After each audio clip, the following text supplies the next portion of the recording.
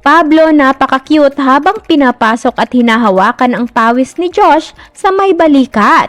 Yung tatay nag-check kung gaano kapawis ang anak kasi malikot masyado. Kinatuwaan nga ng maraming mga netizens ang cute na video na ito ni Pablo sa social media kung saan makikita ito at si Josh na nakaupo.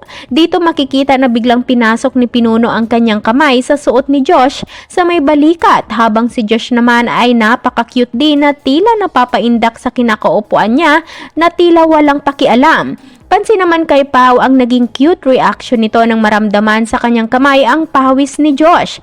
Ayon sa mga nakakaaliw na mga komento galing sa mga 18 supporters ni Josh, "Pins, ano ba? Obligasyon ko yan bilang asawa niya." Narito ating panuorin.